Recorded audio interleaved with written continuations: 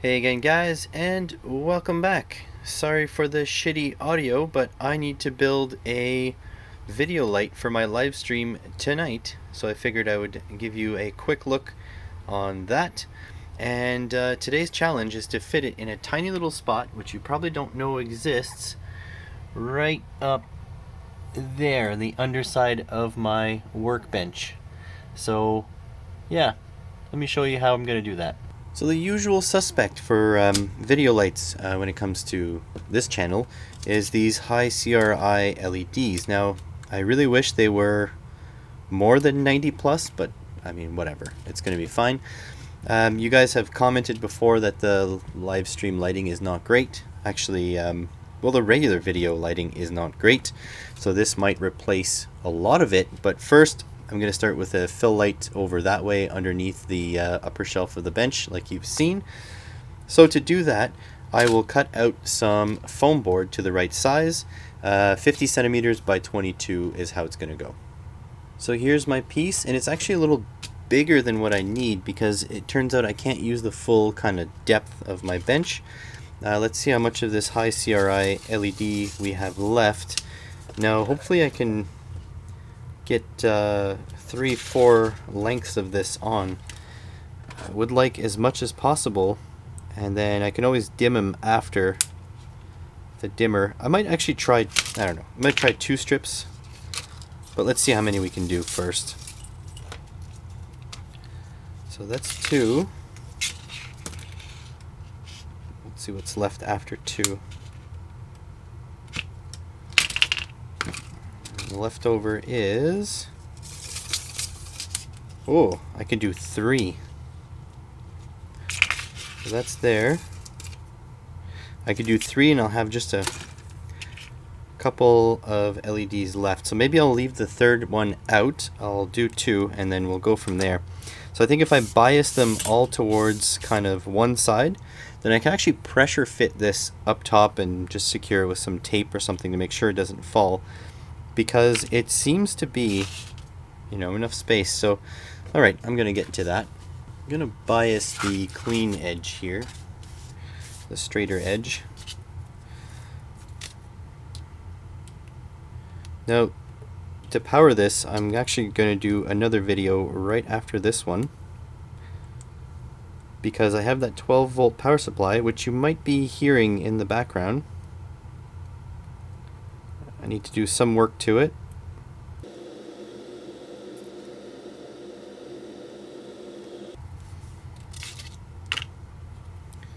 Okay, so here we go.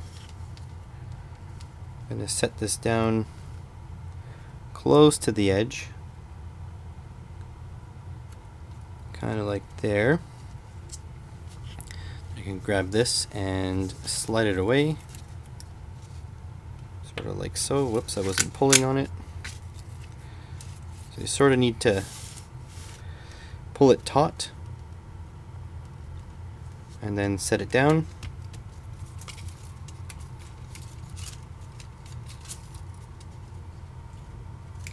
And I'm going to leave some of it still taped so I can easily slide something under there to solder to those connections. I have the positive up, so I'm going to do, oh, it's crooked.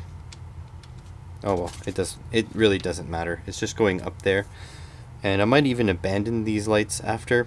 We'll see.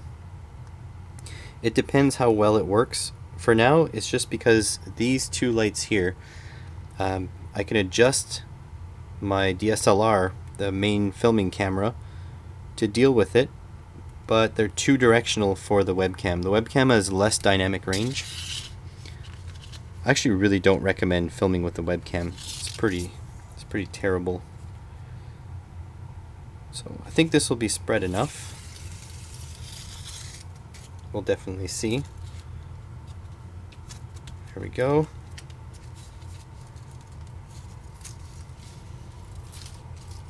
There. So that's done. We can zoom into here and solder. Well, got the soldering iron warm, got some lengths of wire, but the big difference this time is another maker sent me a wire stripper I'm going to give it a shot here, live on camera. You can see that it like takes off. See that the jaws move. Oh, that's not good. Damn. Maybe it has to do with this tensioning mechanism here. Ah, there we go. That was way better. Okay, it chomped a little bit of the wires. Well, that's not the end of the world. Let's see about this. I know you gotta go quick. It can sense your fear. That wasn't too bad.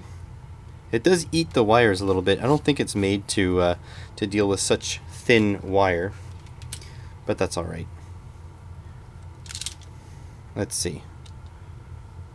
Line shot, yeah. Oh, that was a lot shorter. Kind of nice, actually. And this one here. Oh yeah. Do a couple.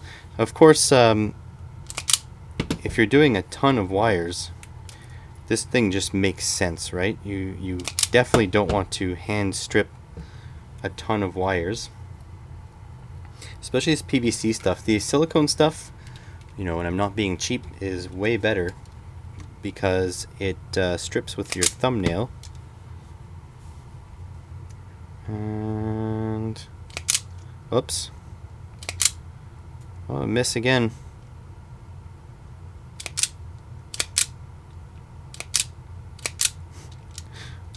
Oh, this thing is there we go. Yeah, it could be me not adjusting it proper. That's definitely an option. Okay, so I'm going to tin our pads. I'm going to use a ruler put underneath just to keep it from damaging the foam board. Melting the foam board, I should say. Alright, so these things, they require quite a bit of heat because the copper is actually fairly thick on these strips, which is good because they do consume quite a bit of current. So there we go. Now we just need to pre-tin all of our wires.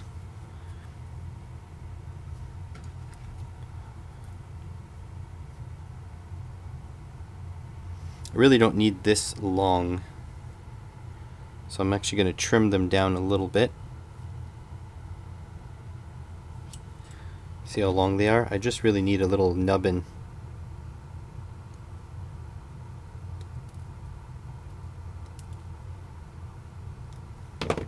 You guys hear that power supply fan whirring in the background?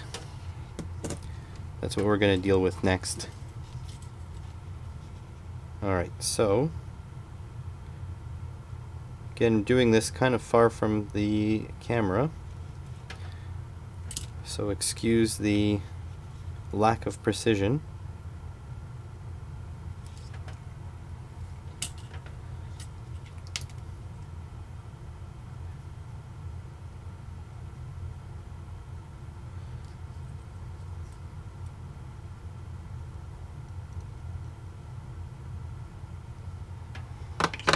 Okay, that's good.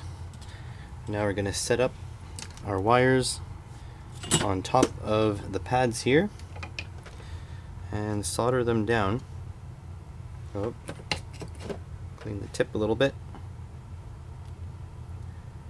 Just the tip and only for a second. There we go. This one.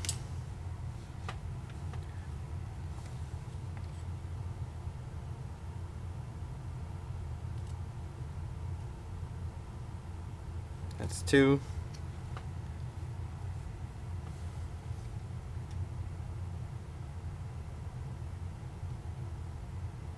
Oh, that one didn't work.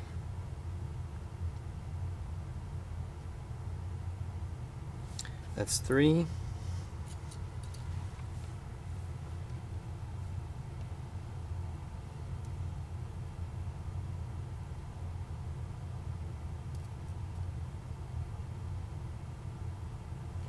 That's four. Good. So that's done. Now I can just safely pull the wrapping off and stick it down. There we go. Now I've already learned that these things are quite bright, so if they're too harsh, I can always diffuse them with a little bit of stuff on top.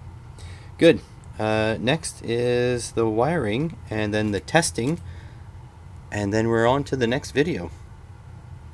Got my hot glue gun heated up. I just want to add some strain relief. I don't want to pull the strips right off of this foam board, so I'm actually just going to fold the wires in and sort of like back and forward, kind of like this, and I will glue them down because the adhesive on these strips I'm actually kind of disappointed on. I think my main lights that are underneath my new workbench will have to be re-glued using something better, but for now, since this light has to be ready to go tonight and it's kind of a pandemic, I can't really go anywhere to pick up anything. Just gonna use some hot snot. Oh, that's not good. So that's lifted on me. Need to push it down somehow.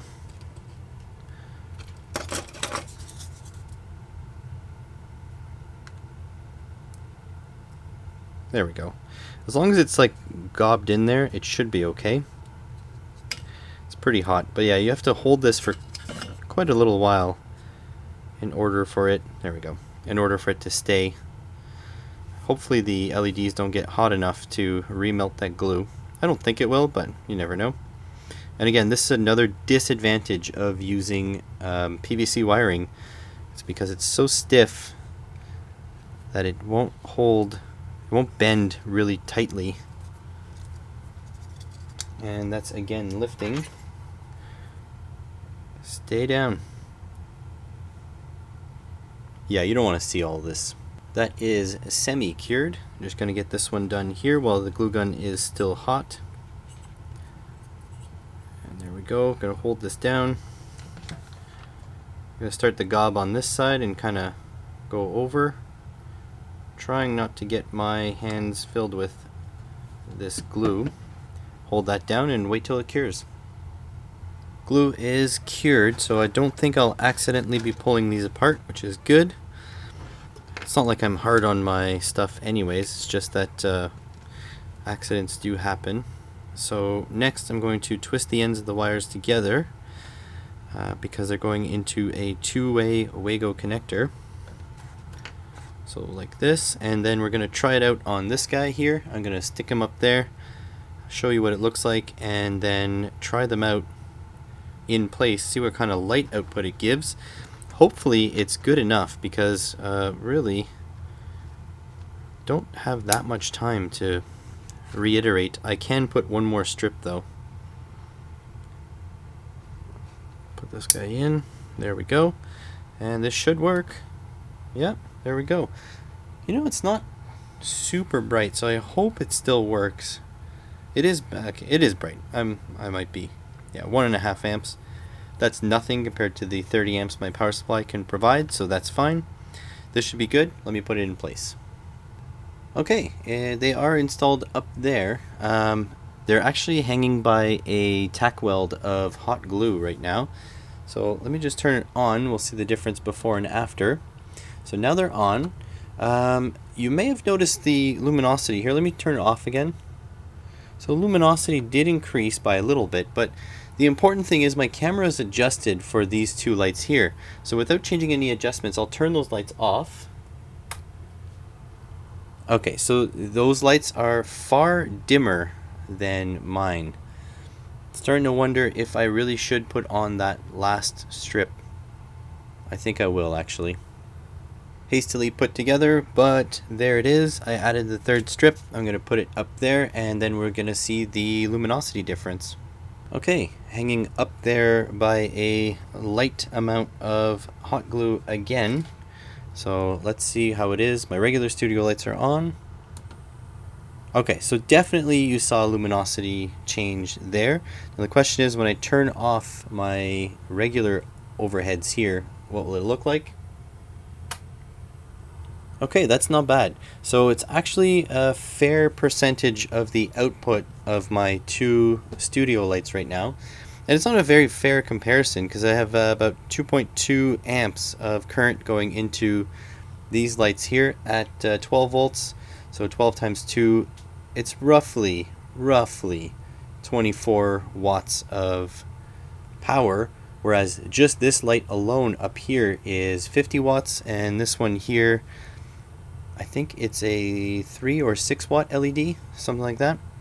So that's not bad. As long as it's even enough, which it looks pretty even, I think it should be okay for the webcam.